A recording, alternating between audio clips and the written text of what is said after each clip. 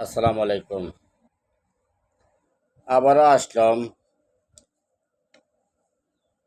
অনেক অনেক ধন্যবাদ দেওয়ার জন্য, প্লাস কিছু কথা বলার জন্য।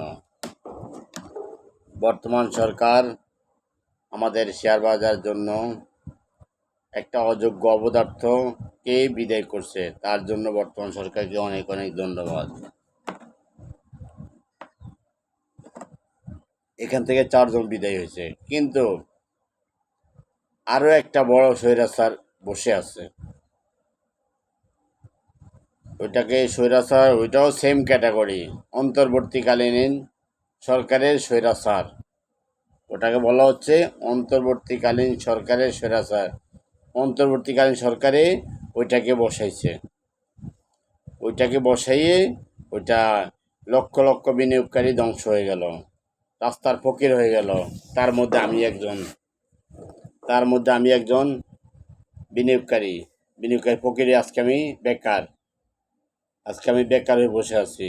আমার কোনো কর্মকাণ্ড নাই, কিছুই নাই। আর আমি আজকে খাবো কোত্থেকে, চলবো কোত্থেকে, এইসব টেনশনে আমার অবস্থা দিশেহারা। সেই জন্য আমি বলতে চাই, দাবিদার জানাতে চাই বর্তমান সরকারের কাছে, এই যে আইসিবিতে চেয়ারম্যান বসে আছে আবু আহমেদ, ওকে কেন বিদায় করা হচ্ছে না? ওকে কেন এখনো বিদায় করা হচ্ছে না? ওই বলেছে বাংলাদেশ অর্থনীতি ভালো করা যাবে না, খারাপ করা যাবে।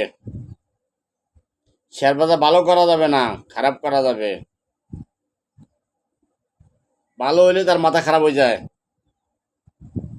ভালো হইলে তার মাথা খারাপ হয়ে যায়।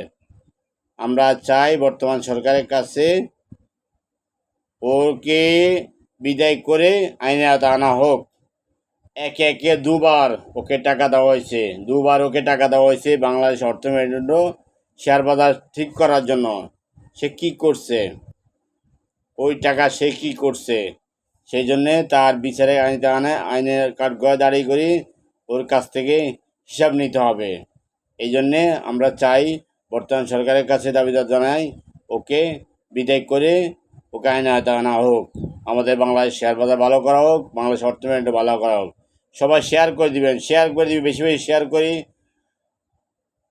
সবাইকে দেখার সুযোগ করে দিবেন। বর্তমান সরকারের কাছে পৌঁছে দেওয়ার ব্যবস্থা করে দিবেন ইনশাল্লাহ। আসসালামু আলাইকুম।